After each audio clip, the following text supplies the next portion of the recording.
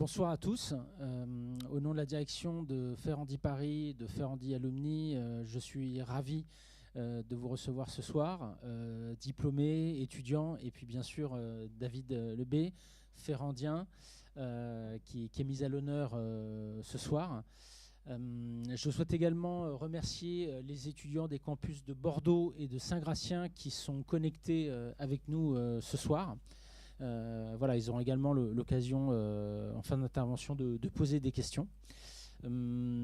Juste pour vous dire que Ferrandi Alumni, donc comme vous le savez, c'est l'association des diplômés. C'est une association qui date déjà de quelques années. On a les membres du bureau ici. Mais notre objectif à tous, c'est vraiment, plus que jamais en 2024, en 2025, de recréer du lien entre étudiants, diplômés et entrepreneurs.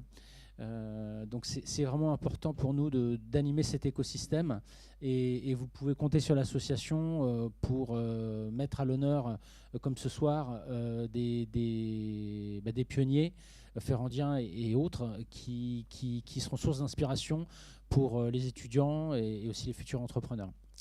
Alors, David, encore une fois, merci d'être présent. Alors, on a eu à Ferrandi des ferrandiens étoilés, on a eu des MOF, on a eu aussi des gérants d'hôtels, des leaders d'opinion, mais on a rarement eu un ferrandien qui en fait, a créé une entreprise qui est devenue un des leaders mondiaux de la réservation en ligne. Deyous, pour ne pas la citer, qui a été créé en 2010. On est en 2024, l'entreprise a 14 ans. L'objectif, c'était un petit peu que tu nous parles de ce projet, de sa genèse, de son développement et du futur aussi. Donc, la première question que j'ai envie de te poser, c'est comment passe-t-on de l'idée au projet ? Voilà, comment est venue cette idée de Deyous ? Bonsoir à tous. Je suis très heureux d'intervenir à Ferrandi puisque j'ai été étudiant pendant 6 ans. J'ai fait un parcours de 2 ans de BEP, 2 ans de Bac Pro, 2 ans de BTS. Et en arrivant, en venant, je me posais la question de ce qu'avait été quel avait été le moment dans ma vie, qui avait été peut-être le moment le plus constructif pour moi d'un point de vue professionnel. Et j'aurais tendance à dire que c'est mes 2 premières années de BEP finalement qui ont été les plus formatrices. J'avais 16 ans, je commençais tout juste à travailler dans un petit restaurant qui était rue du Cherche-Midi, qui s'appelait la Taverne Basque, qui a changé, qui s'appelle plus comme ça. Et je pense que ça a été les 2 années les plus formatrices pour moi de toute ma vie professionnelle, puisque je me confrontais au monde du travail, évidemment. Bonsoir. Je me confrontais au monde du travail et évidemment, je pense que c'est l'élément le plus marqueur d'un début de carrière, c'est d'arriver dans le monde professionnel avec seulement 5 semaines de vacances, de toucher un salaire, de commencer à avoir des responsabilités, de commencer à œuvrer, etc. Comment est-ce qu'on passe de l'idée au projet ? L'idée, j'avais pas pour vocation de vouloir devenir entrepreneur. J'étais directeur d'hôtel. J'ai eu un parcours finalement assez classique. J'ai fait 2 ans de BEP, 2 ans de Bac Pro, 2 ans de BTS, systématiquement en alternance, ce qui a été assez formateur. J'ai eu la chance de passer dans des groupes hôteliers un peu internationaux, type Accor, Starwood, pendant pas en BEP, mais en tout cas en Bac Pro, en BTS. Et ensuite, j'ai rejoint la famille Coste, avec qui j'ai commencé à travailler en direct avec les 2 frères Coste, puis ensuite indirectement avec un des fils qui s'appelle Thierry Coste, qui a repris une partie du groupe. J'étais hôtelier, comme beaucoup d'entre vous le saurez bientôt un jour. Et comment est-ce qu'on passe de l'idée au projet ? Déjà, c'est d'être assez réceptif par rapport à l'environnement autour de soi. Je pense que si j'avais voulu devenir entrepreneur, je ne sais pas si je le serais devenu. En fait, j'ai surtout vu une problématique au quotidien dans l'établissement que je dirigeais. Et j'ai voulu répondre à cette problématique en partant sur une idée de projet. Mais le projet, on n'avait pas du tout la dimension de ce qu'il pouvait devenir. J'avais pas beaucoup d'argent, j'avais juste, je pense, trouvé l'idée. Mais pendant 2-3 ans, en fait, j'avais au quotidien des demandes de clients qui voulaient réserver une chambre d'hôtel en journée. Je l'ai fait pendant 2 ans, sans me poser trop de questions, avec la limite qu'on avait. C'était un petit établissement qui s'appelait l'Hôtel Amour, qui était très emblématique, etc., où il y avait beaucoup d'artistes, de gens connus et autres. Et en fait, je l'ai fait pendant 2 ans ou peut-être même 3 ans sans trop poser de questions. Et puis un jour, je me suis dit, mais si j'ai autant de demandes et je ne pouvais pas y répondre à toutes les demandes que j'avais, puisque j'avais peut-être une dizaine d'appels par jour pour des réservations d'hôtel en journée, enfin d'une chambre en journée, et je pouvais en accueillir que 4 ou 5 maximum, vu que j'avais que 30 chambres dans mon établissement, et donc pas assez de femmes de chambre, entre les départs, recouches et les longs séjours, on ne pouvait pas en absorber plus. Et je crée de la déception à chaque fois qu'un utilisateur, à chaque fois qu'un client me contactait pour faire une réservation. Je lui expliquais que ce n'était pas forcément possible parce que j'avais pas assez de place pour le faire, en tout cas sur une partie des clients que je ne pouvais pas adresser. Je sentais une forte déception de leur part, et c'est à ce moment-là où la lumière s'est peut-être allumée un jour dans mon cerveau, et j'ai commencé à chercher sur Internet, à taper des mots-clés comme chambre d'hôtel à la journée, chambre après-midi, chambre pour une sieste, etc. Et j'ai vu à ce moment-là que ça avait été volontairement ou involontairement délaissé par les grandes centrales de réservation que vous connaissez toutes, Booking en tête, Expedia, etc. Et plutôt que de me poser la question de pourquoi est-ce qu'ils l'ont pas fait, j'ai pas cherché vraiment à trouver la cause. Je me suis simplement dit, il y a peut-être une opportunité, à nous de la saisir. À ce moment-là, j'ai créé une petite société avec un capital de 4 000 euros. J'ai même pas, pour tout vous dire, j'ai même pas osé quitter mon job puisque j'avais pas de garantie que ça allait marcher.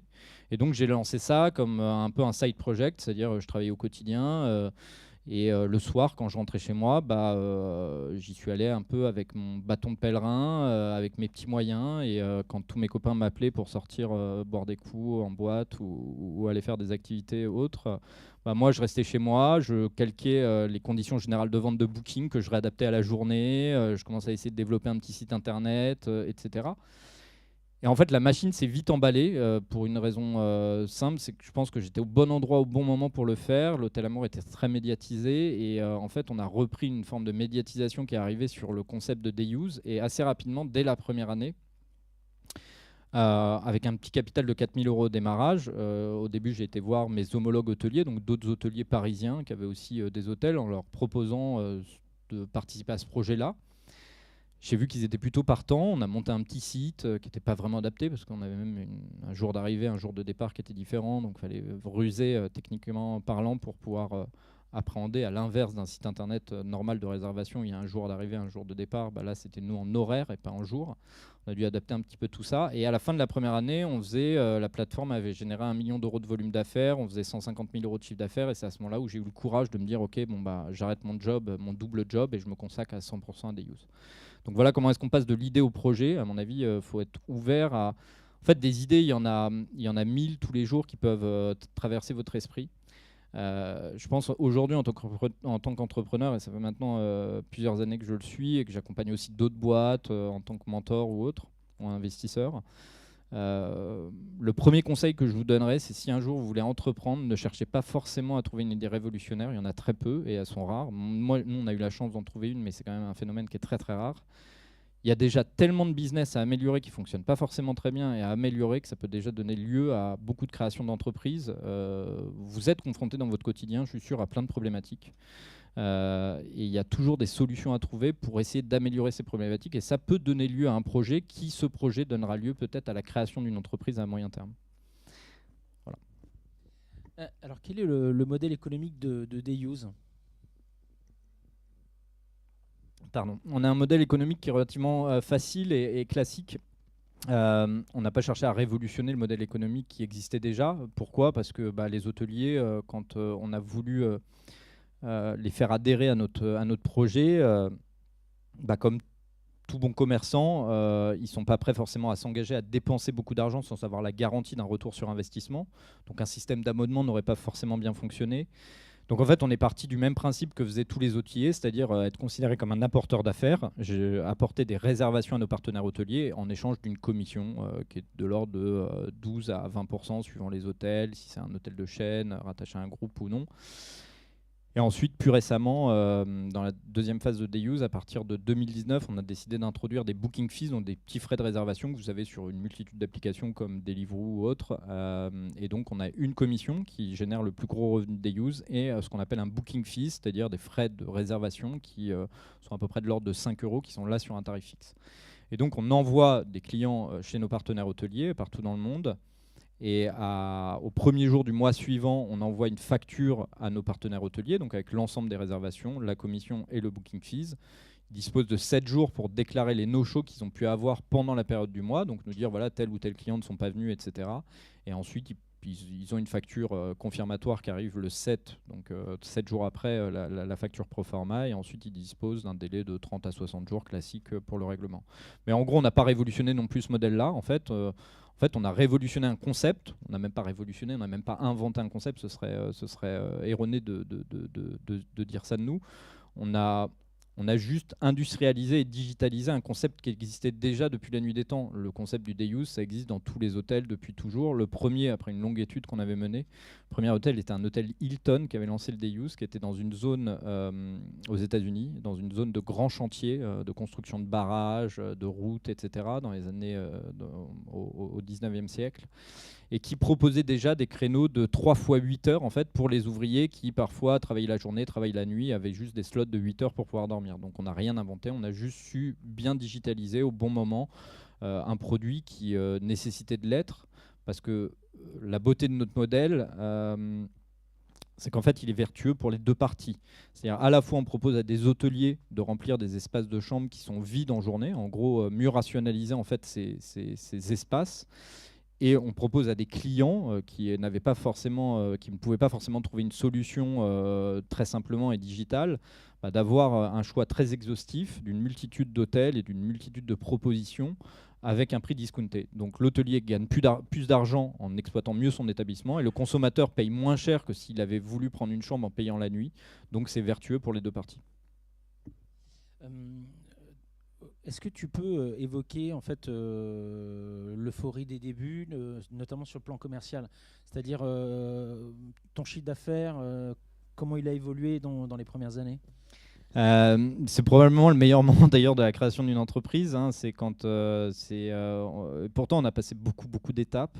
Je vais les expliquer, mais c'est vrai que le démarrage, c'est ce qu'il y a de plus stimulant. Je pense que les moments où j'ai eu le plus le cœur qui battait, où j'avais le plus d'émotions au quotidien, c'était vraiment dans la première année, voire les 2 premières années de la création de l'entreprise, parce que on sent une forme d'émulation commencer à s'installer. On avait beaucoup de sollicitations presse, donc on faisait beaucoup de plateaux télé. J'ai fait toutes les chaînes de télé, les médias, etc., qui s'emparaient un peu du sujet parce que déjà on était une boîte française.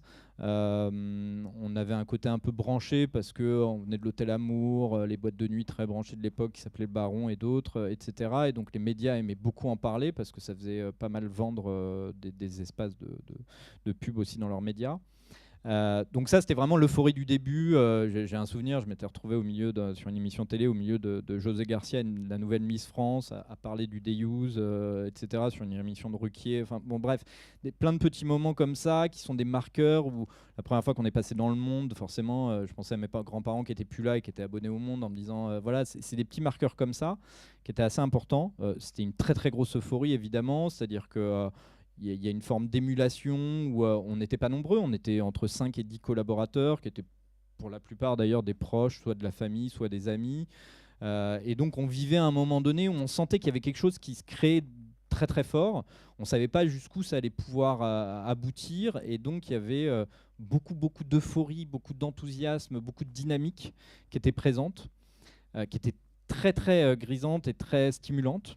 Et puis ça a duré, pendant les 2 premières années, c'était très intense. Après, on s'est retrouvé dans une structure un petit peu plus solide et on a commencé à lever de l'argent. On a levé de l'argent en 2015. On a fait... pour le coup, d'ailleurs, c'est bizarre de venir vous parler de Day Use en présentant Day Use comme une start-up. C'est vrai qu'aujourd'hui, on a été pendant longtemps une start-up. Aujourd'hui, on est plus une PME, une grosse PME, mais moins une start-up, parce qu'on est aujourd'hui une boîte rentable, assez grosse, bien établie, etc. Mais au démarrage, quand j'ai créé l'entreprise, il faut remettre les éléments dans le contexte, on est en 2010. Et j'ai probablement mis 2 ou 3 ans à dire que c'était une start-up. Pour moi, je créais une petite PME de quartier. Pour moi, le terme start-up était réservé à des grandes entreprises américaines type Google ou Facebook. Et puis ensuite, il y a eu toute l'euphorie, etc. On a levé à un moment donné, en 2015, on a décidé de lever de l'argent. Et pourquoi est-ce qu'on a levé de l'argent? C'est toujours une question, souvent les gens une question que les gens peuvent se poser. En général, on lève de l'argent pour aller plus vite, pour accélérer. On avait un plan, on savait qu'on pouvait, quand on a commencé à lever de l'argent, donc sur les 5 premières années de 2010 à 2015, on a bien installé notre marque en France, Assez rapidement, on a été en francophonie limitrophe de la France, c'est-à-dire la Belgique, la Suisse, le Luxembourg, qui était finalement assez facile. On a profité de la médiatisation.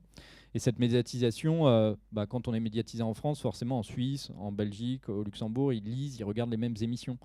Donc cette médiatisation qui a eu lieu pendant les 2 premières années, elle a eu, je vais découper après un peu plus la temporalité, mais sur les 2 premières années, c'était assez intéressant parce que la médiatisation a eu deux points très positifs pour nous. Le premier, ça a été évidemment de faire connaître le service, de pas forcément dégager beaucoup de budget pour aller faire de l'acquisition client, et donc de faire connaître le service, de pouvoir le tester, l'améliorer en continu, etc. Le deuxième, c'est qu'en fait, cette médiatisation était aussi à destination des hôteliers. Il n'y avait pas que des clients potentiels qui lisaient le L, le B, le Grazia, le Monde, le Capital, etc. Il y avait aussi beaucoup d'hôteliers. Et donc, on est passé d'une phase de prospection assez forte, où on allait taper à la porte des hôteliers pour leur vendre la solution, à un mode réceptif qui était hyper stimulant parce que on avait des dizaines d'hôtels qui, tous les jours, tapaient à la porte de Dayous en disant « on veut adhérer au programme », etc. Donc, on est passé d'une phase un peu fastidieuse de prospection commerciale, etc., à une phase réceptive qui était hyper bonne pour nous et dynamique. Donc on a fait ça pendant les 4-5 premières années, donc on s'est autofinancé pendant les 5 premières années. On a atteint un chiffre d'affaires autour de d'1 million, 1,5 million d'euros pour à peu près 10 millions de volume d'affaires. Je vais tout de suite expliquer, il y a 3 grands chiffres chez Dayous. Il y a le volume d'affaires, c'est ce qui transite sur la plateforme. C'est le volume de réservation qu'on va faire. On ne touche pas la totalité de cette somme-là. La grande majorité de cette somme-là est touchée par les hôteliers. Ensuite, il y a notre chiffre d'affaires qui correspond à nos commissions plus les booking fees que j'ai expliqué tout à l'heure. Et ensuite, il y a l'EBITDA. Je ne sais pas si vous êtes familier de l'EBITDA. L'EBITDA, c'est la rentabilité d'une entreprise. C'est son résultat net avant impôt, c'est sa rentabilité pure. Donc nous, on avait un plan qui était prévu sur plusieurs années. Et donc en 2015, on a décidé d'aller lever de l'argent. Pourquoi ? Pour accélérer. Lever de l'argent, ça permet d'accélérer le développement de sa boîte. On savait qu'on allait vouloir internationaliser la boîte. Internationaliser une société, forcément, ça coûte beaucoup d'argent parce qu'il faut recruter, il faut prendre des bureaux, etc. Et donc du coup, on savait qu'on allait avoir des pertes et plusieurs millions d'euros de pertes chaque année. On ne peut pas aller voir une banque quand on fait à peine 1 million d'euros de chiffre d'affaires et leur dire l'année prochaine, je vais être à moins 4 millions d'euros sur le compte bancaire. Forcément, ils ne sont pas réceptifs là-dessus. Donc il y a des systèmes de financement d'entreprise qui sont le capital risque ou la dette privée. Et donc, on a fait le choix d'aller lever de l'argent. On a été levé 15 millions d'euros en 2015. Et donc, on a eu beaucoup d'argent pour pouvoir se développer. Et bizarrement, les 4 années qu'on suivi, je pense que ça a été les plus dures années de ma vie d'entrepreneur. Pourquoi ? Parce que quand on lève de l'argent, en fait, on détermine sa date de mort. La date de mort de son entreprise. On lève de l'argent, donc ça veut dire que quand on lève de l'argent, ça veut dire qu'on va perdre de l'argent tous les mois. Et si à un moment donné, on ne retrouve pas l'équilibre financier de sa société, c'est-à-dire qu'on n'arrive pas à lui redonner de la rentabilité, on sait qu'un jour, dans 5 ans, on n'aura plus d'argent. Et soit on arrivera à relever de l'argent, soit on sera mort et on devra fermer la boîte. Donc il y avait une forme de grosse pression. Sur certaines années, je me souviens de 2017 par exemple, je pense qu'on avait dû perdre près de 5 millions d'euros dans l'année. Mais quand on dit perdre de l'argent, ce n'était pas une faute, c'était qu'on avait un gros développement, donc on dépensait plus dans notre développement que l'argent que générait Dayous chaque mois ou chaque année en revenus. Donc on avait de la perte, et c'est pour ça qu'on avait levé de l'argent, c'était pour absorber nos pertes futures. C'est-à-dire qu'on savait que chaque année, on allait perdre entre 3 et 5 millions pendant les 4-5 années suivantes, parce qu'on allait développer l'entreprise et que son développement allait demander beaucoup de dépenses. Et donc, on avait levé 15 millions d'euros pour absorber ces pertes. Mais malgré tout, à la fin du mois, c'est arrivé qu'à la fin de l'année 2017, on perdait 5 millions d'euros. 5 millions d'euros, pour remettre un schéma, ça fait 400 000 euros à peu près par mois. Ça fait 100 000 euros par semaine, ça fait 15 000 euros par jour. Tous les matins, quand je me réveillais le matin, je me disais, je suis à moins 15 000 sur le compte. Tous les matins, moins 15 000, moins 15 000, moins 15 000. Et à un moment donné, ça met un peu de pression, forcément. Et ça n'a pas été le moment le plus agréable. Le moment le plus agréable que j'ai vécu, c'est quand on a décidé de repasser la rentabilité. La rentabilité, on l'a repassée en 2019. Où on a fait un gros effort pour pouvoir repasser la rentabilité. Et là, on a commencé à progresser continuer à faire progresser évidemment notre volume d'affaires, notre chiffre d'affaires, mais on a fait progresser notre rentabilité.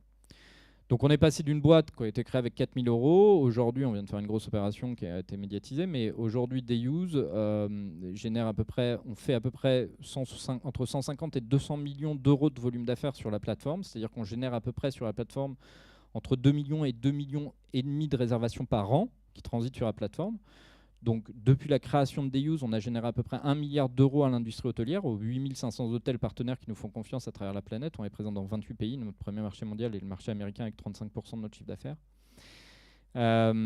Et donc, on fait à peu près 25 millions d'euros de chiffre d'affaires et on dégage une rentabilité autour de 7-8 millions d'euros par an de rentabilité à peu près. Donc, la valeur d'entreprise, parce que c'est comme ça qu'on raisonne et c'est sans doute ces informations-là que les gens aiment avoir, qu'on est passé d'une boîte il y a 15 ans qu'on a monté avec 4 000 euros qui a été évaluée à son dernier tour de financement à 87,2 millions d'euros. Donc un vrai beau parcours, même si y a des boîtes qui ont fait beaucoup mieux, hein, et beaucoup que vous connaissez, les Doctolib, les Back Market qui sont passés eux de X à 5 milliards par exemple. C'est encore une autre histoire. Mais en tout cas, dans notre paysage hôtelier, c'était quand même une belle aventure qu'on continue à vivre et qui est assez stimulante. Quand tu as levé les 15 millions, en fait, quelles sont les garanties que te demande le prêteur? Il n'y a pas vraiment de garantie, c'est pas comme de la dette bancaire, c'est du capital risque. Et le capital risque, en fait, il y a une notion de risque qui est très très fort. Peut-être que ça va vous intéresser, je peux vous en parler en deux mots. Le capital risque, c'est des gens qui... c'est des fonds d'investissement. Déjà, comment fonctionne un fonds d'investissement? Un fonds d'investissement, il va chercher de l'argent quelque part. Donc eux aussi font des levées de fonds. Les fonds d'investissement font des levées de fonds auprès de ce qu'on appelle des LPs. Les LPs, c'est des investisseurs privés qui sont parfois des sociétés. Ça peut être, par exemple, Decathlon, Carrefour, des sociétés très très riches qui vont confier de l'argent à des investisseurs pour qu'ils fassent grossir leur argent et qu'ils en récupèrent davantage. Il va y avoir des particuliers, des entrepreneurs qui ont fait fortune, des grandes fortunes. On va retrouver aussi des family office, qui sont des familles très très riches, etc., qui vont confier de l'argent à des fonds. Donc un fonds, je vais prendre un exemple que vous puissiez bien comprendre, un fonds va aller lever 100 millions d'euros. Il va donc créer un fonds de 100 millions d'euros. Dans le capital risque, ce fonds de 100 millions d'euros, il va répartir 20 tickets de 5 millions d'euros, pour l'exemple, hein, c'est pour le schéma. Il va répartir 20 tickets, donc il va investir dans 20 startups, et dans 20 startups, il va mettre 5 millions d'euros. Sur les 20 startups, il y en a 15 qui vont mourir, et donc ils vont perdre 15 fois 5 millions d'euros. Okay, il y en a 3 à peu près qui vont être à l'équilibre, c'est-à-dire qu'elle ne va pas créer de valeur, c'est-à-dire qu'ils ne vont pas perdre d'argent, ils ne vont pas non plus en gagner. Et il y en a 2, parmi les 20, qui, elles, vont surexploser et qui vont pouvoir à la fois rembourser les pertes des autres boîtes qui n'ont pas réussi et à la fois générer un revenu supplémentaire à la fois pour le fonctionnement du fonds. Un fonds, ça prend 2% par an. Vous faites le calcul. Un fonds, c'est à peu près une durée de vie de 10 ans. Donc en fait, 2% par an, ça fait quand même 20%. Donc en fait, le fonds récupère déjà sur les 100 millions qu'il lève, il garde 20 millions pour eux en frais de fonctionnement. Parce que c'est des banquiers, c'est des investisseurs qui vont rencontrer des sociétés, qui vont voyager, qui vont payer des dîners, des voyages pour aller rencontrer des boîtes, etc. Donc ça, c'est leurs frais de fonctionnement. Donc déjà, il faut qu'ils remboursent 80 millions d'euros, plus leurs 20 millions, plus un bénéfice pour les gens qui leur ont confié l'argent. Donc forcément, il n'y a pas vraiment de pression. C'est un peu un pari à l'aveugle de leur part. Donc ils vont cibler un certain nombre de boîtes sur un certain nombre de critères. Ils vont investir dedans. Ils savent qu'ils vont perdre dans la majorité. Ils savent qu'ils ne vont pas gagner dans une minorité et qu'ils vont avoir 2 boîtes qui vont exploser. C'est le cas d'un Doctolib. Un Doctolib, ça vaut 5 milliards. Je pense que ça a fait x50 sur des investisseurs. Et donc dans le fond, ils avaient peut-être investi dans des boîtes qui sont mortes, comme Cityscoot, comme d'autres que vous connaissez peut-être, Frischti dans la restauration ou d'autres. Ils ont perdu de l'argent, les boîtes sont mortes, même si certaines ont dit qu'elles étaient vendues, elles ont été vendues sur du papier, elles ne valent plus rien aujourd'hui, c'est le cas de Frischti, mais bon, c'est pas moi qui vous l'aurais dit. Et d'autres comme Doctolib, Back Market, Content Square, etc., qui sont des boîtes valorisées à plusieurs milliards, qui elles surperforment le fonds. Donc non, pas une grosse pression, pas d'obligation. Juste l'obligation de bien faire, parce que forcément, quand on est le patron chez soi, on choisit de sa trajectoire. Quand on a des gens qui investissent et des sommes importantes et qui prennent mes 2 fonds pour 15 millions avec à peu près 30-35% de notre capital, ils n'ont pas le droit de vie ou de mort sur moi, mais quasiment. Et donc, si j'avais pas fait le job, comme tout investisseur, et moi-même qui aurais été investisseur d'une boîte, j'aurais probablement fait la même chose. Si l'entrepreneur n'est pas capable de faire le job, faut le changer. Il faut passer à un autre entrepreneur qui est plus capable de faire le job. Alors, tu évoquais tout à l'heure la relative facilité que tu as eu à développer sur les marchés francophones. Après, pour aller chercher plusieurs millions de chiffres d'affaires, forcément, tu as dû t'internationaliser. Et quelles ont été les difficultés que tu as pu rencontrer sur les autres marchés ? Je dirais que sur les marchés européens, il y a moins de difficultés. Déjà, il y a une monnaie unique, à part le UK. Donc, c'était relativement facile. On a des on a des consommations qui sont relativement similaires entre un Allemand, un Espagnol, un Italien, un Français. On a une consommation qui est relativement similaire quand même dans les produits, dans les services, etc. Ce qui a été très différent, ça a été la pénétration du marché américain, où là, déjà, on n'est pas du tout attendu. La beauté du modèle, c'est qu'on était précurseur, on était seul acteur, donc on a réussi à accélérer peut-être plus vite que les autres, et parce qu'ensuite, il y a eu quelques gens qui nous ont plagié, etc. Mais on a réussi à aller plus vite que les autres. Le marché américain, ça a été très difficile.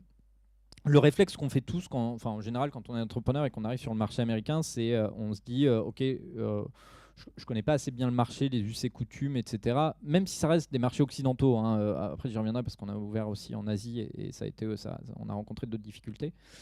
Malgré tout, on a plutôt le réflexe de dire on va s'accompagner par un Américain, un natif qui pourra vraiment mieux accompagner la boîte, etc. C'est ce qu'on a fait. Et le réflexe de l'Américain, quand on les a pris, et ça arrivait 3 fois, donc vraiment c'est un cas de figure assez récurrent. Systématiquement, les Américains vont vous dire ok, donc ton service il est conçu comme ça pour l'Europe, c'est super, mais on va le changer, on va créer un nouveau produit un peu différent de ce que vous faites en Europe parce qu'on a d'autres contraintes, les clients attendent d'autres choses, etc. Donc en fait, les 3 que j'avais pris, les 3 successifs responsables de marché américain, en gros, avaient pour idée de changer le sens de la roue. On a essayé 1 fois, 2 fois, 3 fois, et ça prenait pas. Et à un moment donné, j'en ai eu marre et assez simplement, on a décidé d'arrêter. J'ai dit, la roue, on va la faire tourner de la même manière qu'elle tourne en Europe. Et c'est comme ça que ça a fini par fonctionner aux États-Unis.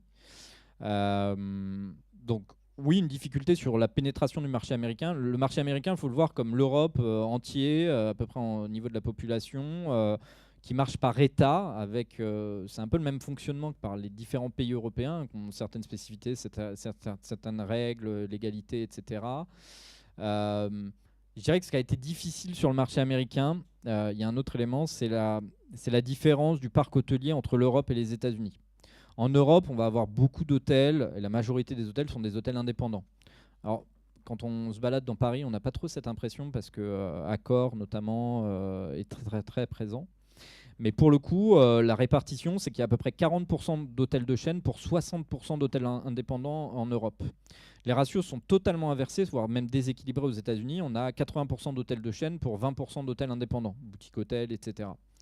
Donc forcément, là, on avait un gros un gros terrain de jeu sur l'Europe qui constituait à aller voir surtout des hôtels indépendants. Aux États-Unis, on a dû se confronter directement aux grandes chaînes. Et on a eu la chance de faire un grand événement dont vous avez peut-être entendu parler, qui est un peu la référence, un peu les Oscars du monde du travel et de l'hospitality. C'est un événement qui s'appelle Focuswhite, qui existe depuis 20 ans aux États-Unis, qui est la grande messe des C-level. Un C-level, c'est un chief level, c'est-à-dire c'est un CEO, un CSO, un CEO. C'est un rôle de chief marketing officer ou chief sales officer, etc. Donc c'est que des C-level qui viennent.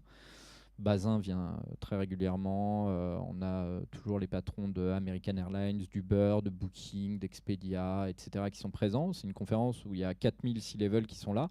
Et Deyous a participé à cette conférence avec d'autres boîtes françaises et européennes. Il y avait Evaneos d'ailleurs qui était dans notre promo, dans notre concours.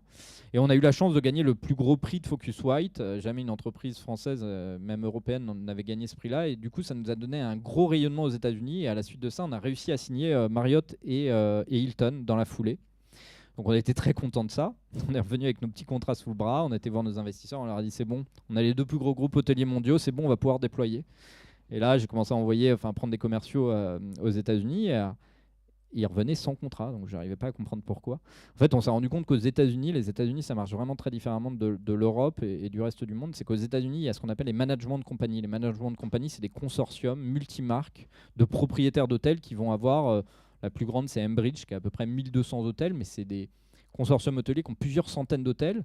Ils vont avoir, 400 hôtels, et sur les 400 hôtels, pour schématiser, ils vont avoir 100 Hilton, 100 Marriott, 100 IHG et 100 Accor. Bon, même si Accor n'est pas très développé aux États-Unis, donc c'est le mauvais exemple, mais 100 Hyatt ou 100 Choice ou Wyndham, par exemple. Et donc, il a fallu remettre en place des contrats cadres, aussi avec les managements de compagnie, donc de dédoubler toute l'approche commerciale qu'on avait. Donc ça nous a demandé beaucoup plus d'efforts. Mais force est de constater qu'à posteriori, ça a bien fonctionné de faire tous ces efforts-là, puisque le premier marché mondial de day use, qui représente 35% de nos chiffres, est le marché américain. Donc, comme quoi, ça valait le coup d'autant œuvrer. Donc, pas facile d'arriver sur le marché américain, mais une belle aventure. Et puis ensuite, quelques années plus tard, on a décidé d'aller en Asie. Là aussi, on a pris un prisme assez facile, qui a été pays entre guillemets occidentaux asiatiques. On a commencé par ouvrir Hong Kong en installant un bureau là-bas, puis ensuite on a été à Singapour, ensuite on a ouvert l'Australie, la Thaïlande, la Nouvelle-Zélande, etc. C'était relativement simple parce que le raisonnement, c'est un peu un raisonnement à la locale, enfin comme nous on le vit en Occident. Là où ça a été plus dur, c'est quand on a décidé de pénétrer les marchés taïwanais et coréens, où là on s'est confronté à des marchés locaux avec beaucoup de difficultés. Je vais donner un exemple que vous pourrez assez facilement comprendre. Tout notre stack d'acquisition client reposait sur Google. C'est ce qu'on appelle l'AdWord. Quand vous allez sur Google, vous tapez un mot-clé, vous avez une annonce payante, puis vous avez des liens gratuits qui est le SEO. En Corée, Google n'existe pas. Le moteur de recherche, c'est Never. Donc allez vous confronter à un nouveau moteur de recherche sur lequel il faut faire tout l'effort. L'anglais était très peu pratiqué en Corée. Ça a été très très difficile. Et pourtant, on a pris des Coréens pour développer le marché, etc. Ça reste encore laborieux. Donc comme quoi, c'est pas facile partout. Et donc, pour conclure sur ce point-là, je dirais que c'est assez facile d'ouvrir des pays à culture occidentale. Je dirais que c'est extrêmement difficile d'ouvrir des pays à culture locale. Et donc c'est aussi pour cette raison qu'on n'est pas encore au Japon, qui sera le prochain pays qu'on va ouvrir, et qu'on n'est pas du tout en Inde, en Chine, en Malaisie, en Indonésie, aux Philippines, en Vietnam, etc., où c'est beaucoup plus difficile. Parlons un petit peu du management. Comment on manage ces équipes en France et à l'international ? C'est pas facile. Moi, j'ai pas fait d'école de management. J'ai fait Ferrandi, où on m'a plus appris les métiers de bouche, de service, etc. Le management, c'est pas évident. J'ai ma responsable de com qui est là et qui pourrait vous le dire. Peut-être qu'elle répondra à quelques questions à la fin, mais j'ai eu une approche managériale qui était un peu hiérarchique, un peu à la restauration, quoi. Moi, j'avais fait 6 ans d'école hôtelière, j'ai travaillé dans des grands groupes, et la notion de, on est quand même dans un, vous êtes quand même dans un secteur qui est quand même très hiérarchisé. On a des costumes. Il y a une hiérarchie qui est très claire, qui est très établie, que ce soit dans un hôtel, dans un restaurant, etc. Or, nous, on se confrontait à un monde où au début, ça fonctionnait bien parce que j'embauchais des anciens d'école hôtelière, des gens alors peu de Ferrandi, et d'ailleurs si ça intéresse certains, on prend des collaborateurs, des stagiaires, etc. N'hésitez pas à candidater, mais on a pris beaucoup de gens de Lausanne, de différentes écoles, etc. Et donc au début, cette notion hiérarchique était très acceptée. Et puis quand on a commencé à embaucher des gens qui venaient d'autres startups, etc., mon management était considéré comme un peu à l'ancienne, un peu dur, et avec des gens qui ne comprenaient pas du tout les notions d'horaire, d'arrivée. Et d'ailleurs, aujourd'hui, Day-Use a 15 ans, et Déborah pourra en témoigner, on a ce qu'on appelle un CSE, donc un comité social d'entreprise. Et systématiquement, au CSE, on nous demande encore, est-ce que c'est possible qu'on arrive, pas à 9h30, mais qu'on arrive entre 9h30 et 10h ou 10h30 ? Et pour moi, c'est quelque chose qui ne fonctionne pas. On a un service customer support avec une ligne téléphonique qui est ouverte à telle heure, il faut que les hôteliers puissent nous joindre, les clients puissent nous joindre, etc. Et donc, non, c'est pas possible. Et ça, les gens ne le comprennent pas. Donc, je pense que j'ai eu des stigmates que j'ai dû gommer, et que je n'ai pas d'ailleurs totalement gommé encore, qui venaient un peu de ma hiérarchie. Je me suis surtout entouré de gens très compétents. Aujourd'hui, j'ai une structure hiérarchique qui est bien structurée. J'ai un COMEX, un CODIR, un comité managérial, des instances où on véhicule des messages en permanence auprès de nos collaborateurs, des chiffres d'affaires atteints, des visions, des prochains projets de développement, etc. Mais je me suis surtout entouré de gens qui ont beaucoup plus d'expérience que moi. La majorité des gens qui composent... Moi, j'ai 43 ans, je viens d'avoir 43 ans. Putain, qu'est-ce que je vieillis. C'était il y a donc 25 ans que j'étais à Ferrandi, ça fait bizarre. Mais du coup, je me suis entouré de gens qui avaient plutôt beaucoup d'expérience, des gens qui ont plus de 50 ans. Mon COMEX, c'est essentiellement des gens qui ont entre 50 et 55 ans, qui ont fait des grandes études, des grandes écoles, qui ont travaillé dans des grands groupes internationaux, etc. et qui sont revenus amener cette couche de management que je n'avais pas forcément. Ouais. Alors récemment, MBO+ est devenu actionnaire majoritaire de Day-Use. Quel a été l'impact sur l'environnement interne de l'entreprise et sur les futurs projets de développement? C'est une très bonne question. C'est déjà quand on a quelqu'un qui devient majoritaire, on n'est plus chez soi, évidemment, hein, ça fait partie de l'équation. Donc on a un actionnaire, on a deux actionnaires, il y en a un qui n'a pas été cité mais qui est Capital Croissance, donc on a MBO+ et Capital Croissance, qui ont à peu près près de 70% de la société. Donc c'est quelque chose qui change beaucoup pour moi, pour nous. J'en accepte les règles évidemment parce que ça fait partie de l'équation de Deuse, mais typiquement je peux être sorti du jour au lendemain sans faute, juste sur raison. Et ça peut tenir en une phrase, hein, désalignement stratégique, qui est souvent la phrase qui est sortie pour sortir un CEO. J'en accepte les règles parce que s'ils ont décidé d'investir, c'est qu'ils aimaient le produit qu'on avait créé, c'est qu'ils m'ont reconnu comme étant un leader de cette boîte, le bon leader de cette boîte, etc. Donc je me sens en confiance, même si je sais qu'un jour, si je ne fais pas correctement mon travail, je serai sorti. Mais ce que j'accepte complètement, puisque dans les faits, il me reste 25% de l'entreprise. Donc évidemment, moi-même, dans mon propre intérêt, je suis avant tout actionnaire avant d'être son CEO. Si je ne suis pas bon, j'ai quand même envie qu'elle continue de grandir et qu'elle me rapporte de l'argent dans le futur. Donc moi-même, je devrais me mettre à la porte probablement. Mais donc ça change beaucoup quand même. On a beaucoup plus de reporting.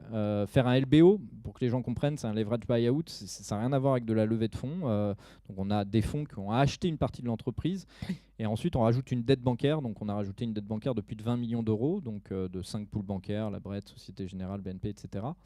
Et donc, on a beaucoup de remboursements à faire. On rembourse à peu près 3 millions d'euros par an. Donc, ça oblige à avoir un suivi financier très, très fort et très important dans le quotidien. Parce que là où on reportait à des investisseurs sur nos résultats, etc., qui pouvaient juger de manière positive, négative, moyenne, etc., là, on a une confrontation purement financière avec des remboursements qui doivent arriver systématiquement à échéance. Et donc, on rembourse 3 millions d'euros par an à des banques. Et donc, les banques veulent savoir en temps réel, presque tous les mois, où on en est de notre situation de trésorerie pour être sûr qu'on arrivera à combler cette dette. Donc, ça change un peu le niveau de reporting. On a beaucoup plus de reporting. On a beaucoup plus d'auditeurs qui viennent dans la boîte pour voir les points d'amélioration. Mais on a eu la chance de faire rentrer deux investisseurs indépendants, enfin de membres du comité de direction indépendante. Donc on a choisi deux personnes qui vont nous aider aussi à construire la suite de la boîte. Le premier, c'est Thibault Lognon, qui est le cofondateur de la marque Cézanne, et je pense que certaines d'entre vous connaissent bien cette marque, qui est aujourd'hui une boîte qui vaut plus de 2 milliards et qui est un très très grand succès français.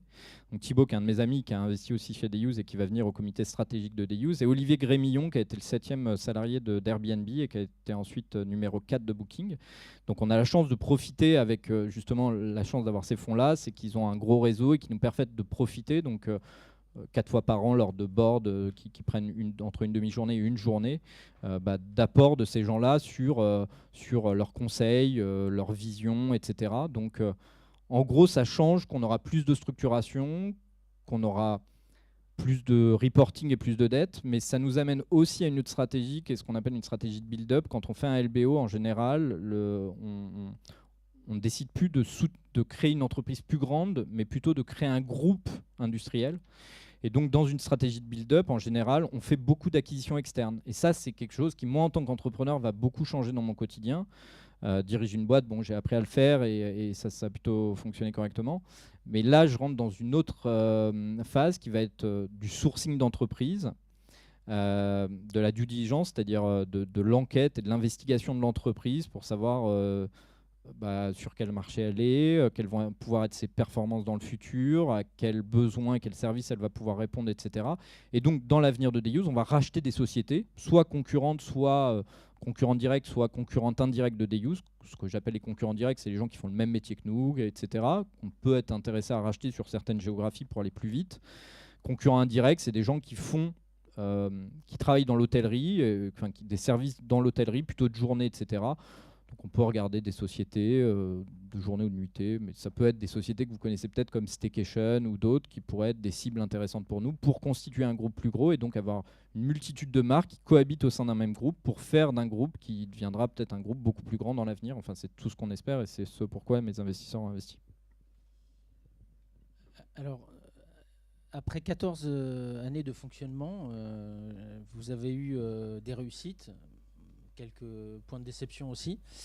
Si vous deviez en fait refonder une entreprise, est-ce qu'il y a des choses que vous feriez différemment?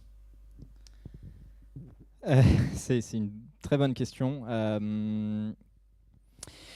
Alors, moi, j'ai tendance à pas trop regarder dans le rétro. Je trouve que regarder dans le rétro, enfin, j'ai toujours cette maxime en tête, c'est à la fin du bal qu'on paye les musiciens. Ça peut être grisant à la fois de regarder dans le rétro et de se dire putain on a fait tout ça, c'est super, etc. Mais je trouve que ça crée pas suffisamment de motivation pour l'avenir. Donc déjà je regarde peu dans le rétro. Bien sûr qu'il y a plein de choses que je ferais différemment. Typiquement, à un moment donné, on a développé des use et quand on a levé de l'argent, on cherchait on avait toute une vague d'opportunités devant nous. Quand j'appelle des opportunités, c'est se dire ok, on part plus fort à l'international, on va ouvrir plus de pays plus rapidement. Ah tiens, si on allait en Asie et qu'on commençait à attaquer l'Asie. On avait d'autres verticales, par exemple, adresser les massages dans les hôtels, les access juste aux espaces de piscine, etc. Et puis d'autres opportunités où là on était exclusif B2C, donc on n'adressait qu'une clientèle individuelle. N'importe qui d'entre vous peut ou peut-être pourra réserver sur des use. Et on voulait aller à un moment donné sur le B2B.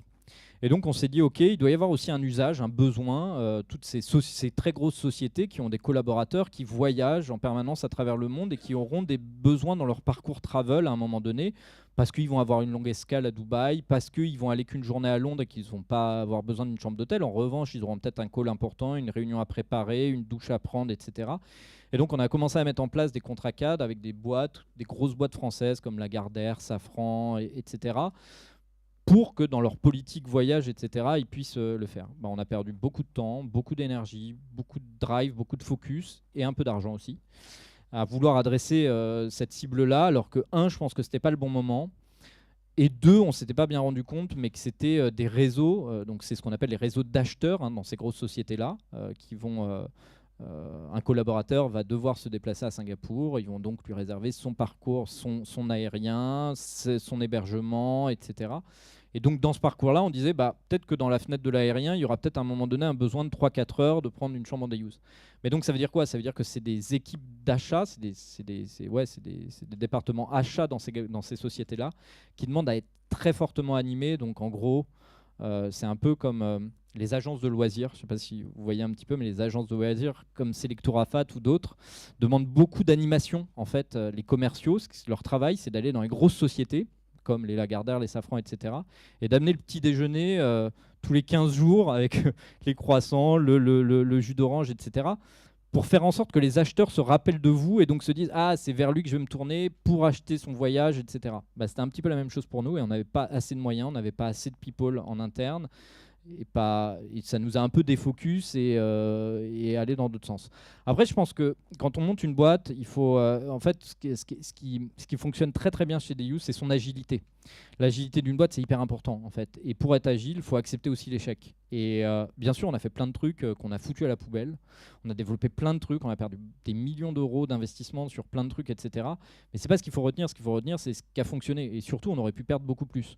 En fait, quand on fait une erreur, l'erreur, elle est acceptable parce qu'on tire de l'enseignement de cette erreur-là. De se dire, ah bah tel marché, on peut pas l'adresser de cette manière-là, pas de la même manière dont on a adressé les marchés occidentaux, parce que c'est un marché local qui s'adresse avec un prisme très asiatique, par exemple, pour reciter la Corée ou Taïwan. Il n'y a pas de regret à ça. J'en aurais eu beaucoup plus si on avait mis beaucoup plus de temps à arrêter un projet. Et ça, c'est vraiment un truc qu'on a bien réussi à faire et que j'ai envie de garder. Et c'est difficile à garder quand on fait un LBO parce que justement, on se retrouve dans une société beaucoup plus structurée, suivie par des financements bancaires, etc.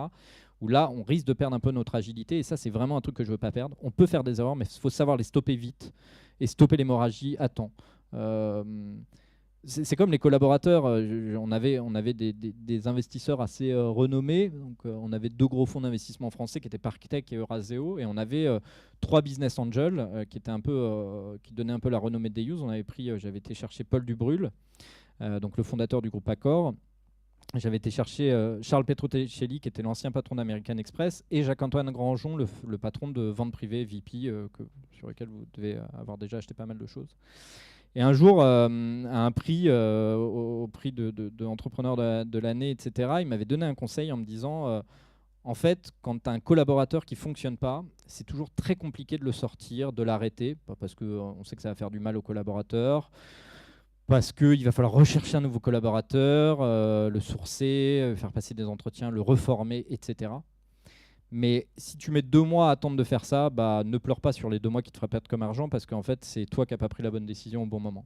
Donc il faut savoir pivoter au bon moment, il faut savoir arrêter les collaborateurs au bon moment. Et arrêter un collaborateur, et ça m'est arrivé des dizaines, voire des centaines de fois hein, d'arrêter les collaborateurs, et c'est toujours dur à faire, mais il faut surtout se dire qu'il n'est peut-être pas à sa place, et peut-être qu'il s'épanouira beaucoup plus dans une autre place. Donc c'est peut-être une opportunité aussi qu'on lui donne d'aller trouver un autre établissement qui lui correspondra peut-être davantage. J'arrive à la fin de cet entretien. La dernière question que je pose toujours aux intervenants, c'est quels conseils donneriez-vous aux étudiants et diplômés qui souhaiteraient se lancer dans l'aventure entrepreneuriale ? C'est ce que j'ai dit tout à l'heure, c'est être très ouvert à votre environnement. Chercher une idée révolutionnaire. Moi, j'ai des copains à moi, quand ils ont vu des use, ils se sont dit « Ok, je vais chercher le même truc ». Ça fait 15 ans qu'ils cherchent une idée révolutionnaire et qu'ils n'en trouvent pas. C'est difficile. Alors, c'était complètement erroné ce qu'il avait dit, mais Bill Gates, il y a 10 ans, disait dans 5 ans, il n'y aura plus de nouveaux projets sur Internet qu'on pourra sortir, ils auront tous été exploités. Il a eu complètement tort, il y a encore des très belles boîtes qui sont sorties, et avec l'IA, il va y en avoir encore plus. Néanmoins, c'est être très ouvert à votre environnement. Mon oncle, qui était entrepreneur et qui était bien le seul de toute ma famille à l'être, m'avait donné un conseil: gardez toujours sur votre table de nuit un petit carnet, un petit crayon, parce que la nuit, vous pouvez vous réveiller avec une idée. Notez-la pendant la nuit. N'attendez pas de vous réveiller le matin. J'ai fait beaucoup de fois l'expérience, le lendemain matin, on s'en souvient plus. Et notez cette petite idée sur le carnet, notez plein d'idées sur des carnets, gardez-les, relisez-les, améliorez-les, confrontez-les aussi à votre environnement. En fait, la meilleure chose pour monter une boîte, c'est d'aller voir... déjà, c'est pas de se mettre trop la pression. Je vais vous dire un truc. Moi, j'ai monté des use avec 4 000 € de capital. J'ai gardé mon job pendant toute la première année. Ce qui est sûr, c'est que si j'avais été chercher de la dette, si j'avais quitté mon job, ça n'aurait jamais marché. Pourquoi ? Parce que si j'avais quitté mon job, que c'était un job relativement confortable, je gagnais bien ma vie, j'étais directeur d'hôtel, etc. Si j'avais quitté mon job, forcément, j'avais un niveau de vie que j'aurais voulu conserver à minima. Et donc, je me serais mis une pression monumentale pour atteindre des chiffres, pour atteindre un niveau de chiffre d'affaires qui allait pouvoir me permettre de récupérer mon salaire que j'avais perdu. Et je me serais mis tellement de pression que je pense que je me serais pris les pieds dans le tapis et j'aurais chuté plusieurs fois, et je pense que ça n'aurait jamais fonctionné. En fait, ça a bien fonctionné parce qu'il n'y avait pas de pression, parce qu'on a mis un tout petit capital de 4 000 € et qu'on s'est dit pendant les premières années, tout ce qu'on fait, c'est déjà bien. Tout ce qu'on arrivera à faire, ce sera merveilleux. Au début, le projet, je l'ai monté avec un de mes amis d'enfance, avec ma sœur. Et c'était quoi la nature du projet ? C'était de se dire, ok, on va garder notre job et ça mettra un peu de beurre dans les épinards. À la fin du mois, on aura peut-être 500, 1 000 € chacun en plus qu'on pourra se partager. Et finalement, l'aventure, le concept a pris. Et c'est comme une boule de neige qui grossit, qui devient de plus en plus grosse. Et à un moment donné, on peut se dire, ok, là, je peux lâcher mon activité, je peux m'y consacrer à 100%. Donc, c'est pas vous mettre trop la pression sur ce que vous allez entreprendre, ce que vous allez faire. Moi, c'est un cas qui est assez rare et franchement, c'est pas une réussite. Enfin, c'est une petite réussite des use. Mais en général, on échoue d'abord plusieurs fois avant de réussir un beau projet. Donc, déjà, il faut accepter que la première fois que vous allez entreprendre, la deuxième fois peut-être, vous allez vivre des échecs. J'ai pas cette culture à l'américaine de dire ouais, l'échec c'est formidable. Et là, on l'entend de plus en plus. Vous ouvrez LinkedIn, vous allez voir, tous les mecs parlent d'échecs. Et d'ailleurs, tous les mecs qui ont des échecs aujourd'hui sont devenus des espèces de mentors, des espèces de types qui peuvent donner la bonne parole. C'est complètement erroné. Certes, l'échec peut être générateur de performances futures et de modifications pour le futur, etc. Mais un échec, c'est quand même un échec. Suivez surtout les mecs qui ont réussi et qui vous disent comment réussir. Aujourd'hui, les donneurs de leçons, c'est beaucoup des gens qui ont échoué. C'est assez surprenant. Jean-Pierre Nadir, d'ailleurs, la semaine dernière, vous devez tous le connaître parce que vous avez dû regarder Qui veut être mon associé ou suivre Fairmove, etc. Jean-Pierre Nadir a fait une longue, vous regardez sur son LinkedIn, il a fait un long post là-dessus et j'étais complètement d'accord avec lui. Il ne faut pas que l'échec devienne une espèce de réussite. Mais vous allez échouer, ça c'est sûr. Ça va pas être facile. Mais je pense que c'est, en tout cas pour moi, c'est le meilleur job du monde parce que on est maître de son propre avenir, et dessiner son propre avenir, c'est quand même cool. On n'a pas besoin de faire des boîtes à des dizaines, des centaines, des millions, voire des milliards d'euros pour être heureux. Vous destinez, je pense, plus à avoir un restaurant, peut-être, à avoir un hôtel, etc. Et avoir son propre restaurant, son propre hôtel, son bar, c'est déjà formidable d'être déjà chez soi. C'est formidable de pouvoir entreprendre et de voir le le bénéfice qu'il y a chez vos clients, chez vos salariés, etc. C'est pas l'aboutissement d'une route. Ça, je l'ai beaucoup entendu. On me l'a beaucoup dit et je le comprenais pas. Pour moi, la réussite, c'était le moment où on passe la ligne d'arrivée après le marathon, après les 42, 36, 42, 42, 42. Je suis pas très sportif. 42 km, c'est pas à la fin des 42 km que l'aventure se prend toute sa saveur et là où vous en tirez le plus gros bénéfice, en fait, et moi je l'ai compris vraiment hyper tard, donc je suis vraiment le contre-exemple, mais en fait, c'est la route qui est intéressante. C'est les rencontres que vous allez faire, c'est les problèmes que vous allez rencontrer, les solutions que vous allez trouver, etc. Si je peux vous donner un conseil, regardez les émissions d'entrepreneuriat, qui va être mon associé, qui est un peu grossière comme émission, c'est quand même hyper intéressant. Je vous invite vraiment à la regarder. Lisez des bouquins sur l'entrepreneuriat, suivez des entrepreneurs sur LinkedIn, etc. Mais après, quand on est commerçant, on est déjà entrepreneur. Donc, entreprendre, il y a tout. Elon Musk est un entrepreneur comme le